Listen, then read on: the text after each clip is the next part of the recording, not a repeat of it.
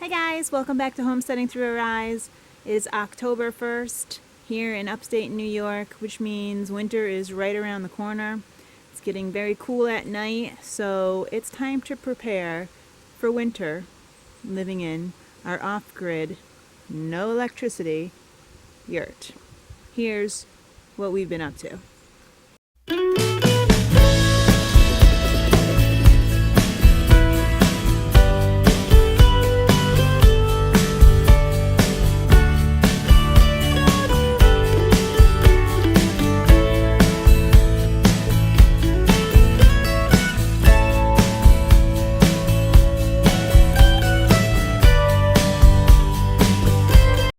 So we just did this last night. Here's our windows from the Pacific Yurt Company. They open up from the outside. So in the summertime we usually have them out with the strings to allow the rain to shed off of them, and that way we don't have to come out and open and close them every time it rains, which is quite a nuisance. We did for a couple weeks for the first year. So last night Day came through and put the plastic covering. Here you can see here is this Velcro plastic covering that goes on top of the screen. You can see. Right now you can see the bubble wrap that's also on the inside.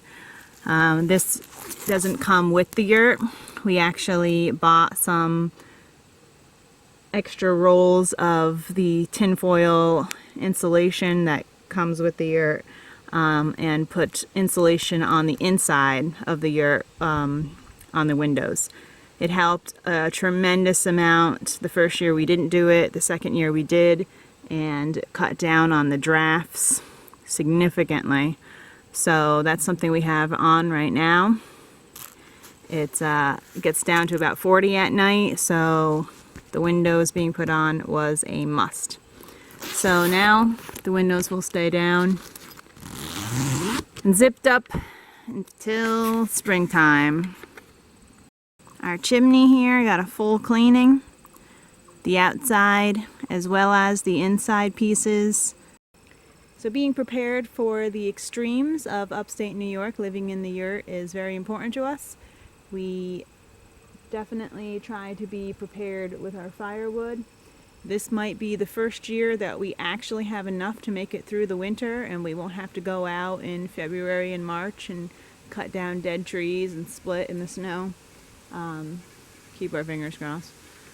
So all summer long they've been sitting out drying in the sun, but now that fall's coming, fall's pretty much here,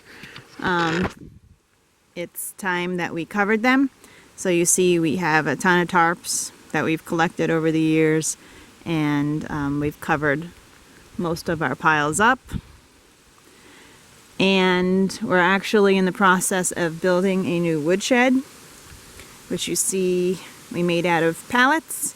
We don't have the roof on yet because we don't have the material yet. It's actually something we have to go buy, which is a bummer. We don't like to go and buy and spend a lot of money, but we need to get some boards, some long 12-foot boards here to support the framework for the roof. So until we get that, this is how it's staying for now. We'll probably have to get that done in the next couple weeks. You can see our other woodshed here, which was much smaller and actually didn't fit all the wood we needed, and just kind of unsightly with the tarp top, and it's got sticks. And you know, we had time and we had the pallets, so we wanted to make something better. So this is going to be a great improvement. So here's the door to the woodshed. We made it so it would only be a short walk to our back door. We still have to, there was a big log, pine log here that he cut up. We still need to clear the pine out of the way. Our back door, you can see, doesn't have any stairs or a deck or anything to it. It kind of works out good this way. We kind of just bring our arm full or basket full or whatever full, and push them up onto the floor there, and there's a person inside that would then take it and put it into its spot. So it works kind of good this way. So we don't have any plans on adding a deck on, I mean. So we'll see how it goes. Maybe in the future we will add on. Originally we wanted to do like a nice wraparound deck, but it didn't seem necessary to spend all that money on the resources to build it. Something else we're preparing for, which really isn't something that needs to be done for this winter, but we want it done so that it's ready for the spring, and with the snow covering the ground everywhere all winter long up until sometimes late spring here in upstate New York, we need to get this thing done now, and it's a greenhouse. So we already have a greenhouse down in the garden, but it's definitely a hike to get down there and not very convenient to go down and make sure the temperature's regulated and such without any electricity and things like that. We have to be the ones maintaining it and regulating it. So we're going to put a greenhouse right here, which is right next to this little tiny garden patch we made right next to the yurt. Our idea right now is to possibly use more pallets, since we liked how that came out. We have a ton of windows that we picked up along throughout the years, knowing that we were going to do greenhouses and such. We have doors. So we have a lot of resources around. We just kind of have to put it together. We just cleared this whole area here. There was just a ton of this going on here. The forest, now that we cut down the trees, just turns into this crazy bushiness that we have to try to maintain somehow. So a greenhouse will be going right here, hopefully before the snow flies, so we can have it done and ready for the spring, because we plan on double or quadrupling our seed growing this year. We already had a ton last year, but we want enough maybe to even do some selling. We want to sell some seedlings, and plus put as much as we can into our garden. There's a lot of unused space in our garden that we're going to try to utilize this year. Something else we're trying for the first time this year is a cover crop. Never tried it before, but obviously it's something that's been used for a very long time and is kept on using, so it must work well. So we picked out some organic winter rye, and I got it planted in one bed so far. I mean, our garden is still growing really well, so I don't want to rip plants out that are alive just to plant a cover crop. So I kind of can't plant anymore. Hopefully it will help with all the weeds in the spring and make planting and gardening time a little bit more smooth. So back inside the yurt here, it is kind of dark in here because we have a piece of that same insulation I was talking about stuffed up into the yurt. You can see the crossbars kind of holding it in place. So this is something that we use all summer long. It really deflects the light that comes in through the dome, which is extremely important. But now that it's becoming a little bit cooler and darker, and we have all the windows turned down, it's about time we take that down. So probably within a week, we'll be taking the insulation down and letting the sun shine in and warm it a little bit better in here. Here's our wood stove all ready to go. We are going to be adding another, possibly 2 more 12-inch sections onto our piping to bring it out further. Last year we added this piece on, which is a 12-inch section, to allow for this space here to be our wood tray or wood holder. But we want to bring it out even more. Every time you look at any of the old buildings, the old houses, they always have their chimney running very far across their building, which makes sense because the chimney really does radiate a lot of heat out of it.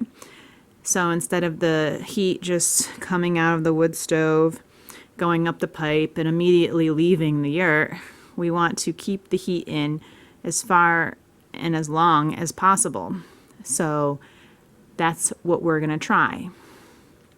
The only thing is that whenever you buy these new pieces, they don't pre-burn them, which is very annoying because they really stink and they off gas, and it's kind of a huge nuisance. So we have to actually have like a really hot burn just to burn off the smell of that and leave the windows and the doors and all that open. So I don't get that, but that's what we'll be doing, and it's not on yet because we haven't got to that yet, but we will do it and it won't take long. So the wood stove's all ready to go. We do need to get a grate in here. I think I had a little fire in here the other night. Yep. So I had to do a little fire in here 2 nights ago because it got like into the 50s. And it's not bad while you're sleeping when it's in the 50s, but it's like 6 o'clock to 9 o'clock right before you go to bed. It's just a little uncomfortable. So a tiny fire, I think I threw 3 pieces of wood in here, and it was enough just to take that little edge off. So I don't know if you can see, but the grate here is completely missing. There was a ash agitator here. Never worked for us. And all it did was pretty much pull the grate down and break it. So now we have a giant hole in our grate, and we need to come up with a solution quick to fix it. This is the Princess Dragon from Silverfire. It was $1,000. We really actually love it. It is a tiny bit small. You can see the firebox it's pretty small. It said it would heat up to 1,500 square feet. The yurt's 750. Not knowing that this gigantic roof structure here with 15-foot high ceiling would make such a difference. I thought this one would be fine, but really we should have got a bigger one. But it does good. We really like the glass feature, which I need to clean. It's very dirty, but the glass feature is wonderful. We like to be able to look at the fire to see what's going on with the fire. And you know, we do a lot of just sitting in front of it and enjoying it. I have my seeds drying up here. We're getting into seed saving as well. That's something you do right before winter. And I don't know why I haven't done it in the past, because it's super easy and it's going to save us a ton of money not having to buy more seeds. Underneath here, which I'm not going to lift up because of the seeds, is the cooktop, and we really love the cooktop. I have tea pretty much all day long from the cooktop. Sometimes we'll heat up small meals, but we do eat a lot of raw just because it's convenient. But the stove works great. We just need to get that grate and get it up and running. I mean, it still works. Obviously, I had to fire it in the other night, but the chunks will fall down into the ash bin quicker, and that doesn't make sense to lose big chunks of wood into your ash bin. So that's some of the things we've been doing to get ready for this upcoming winter season. We have a bunch of other things on our to-do list, but I don't know if we'll get those done in time. We seem to have a lot going on right now. We kind of relaxed a lot during the summer and tried to stay out of the heat. Now that it's working time and the weather's cooler, we've been really trying to get a lot done. And we have been getting a lot done, but some of the plans we do have are to get some more foam boards of insulation and go underneath the yurt and just insulate the floor a little bit better. The floor gets cold. As you can see here, we have nothing to block the wind from going underneath the yurt. It's about 2 or 3 feet on this side and about 4 or 5 feet on the other side. We left the Tyvek really long all the way around to try to block some of it, and we will, put rocks to hold it down, but it doesn't do a great job. The only thing that really works well is the snow, but obviously we can't count on having snow all year round. So that's something else we have been thinking about a lot, trying to find something to just skirt the whole platform and keep the cold air from blowing in and making the floor cool, as well as the insulation, as well as I think I'm going to buy another roll of that tinfoil insulation and insulate. Everything does have insulation on it all through here, but I'd like to have another roll that I can just take big chunks and just put another layer of insulation, because anything that can keep the heat in, the cold out, or the other way around in the summertime would be very beneficial for the yurt, because it really doesn't hold its temperature great. It's not the most efficient structure as far as holding temperature. It really needs some kind of thermal mass. So I'm going to try to get some more insulation and see if that helps. But other than that, just cleaning up around here before the snow comes, harvesting everything we can harvest, preparing the garden and putting some more of the cover crop in, and finishing our woodshed, building our greenhouse. Oh, I forgot. Then we have to move all of our wood into the woodshed. So yeah, we got a couple busy months ahead of us before kind of the relaxation of winter sets in, where everything is kind of covered in snow and there really isn't too much to do. So I'm looking forward to the work in the next couple months, because I do enjoy the work and getting stronger, and I'm also looking forward to the kind of chillness of winter and relaxing by the fire a lot. So yurt life is a good choice for me, and upstate New York is a good choice for me too, because I do love the seasons and the change that the weather will bring. Nothing is always the same here, constantly changing, preparing, and I kind of like that. It makes everything a little bit less mundane.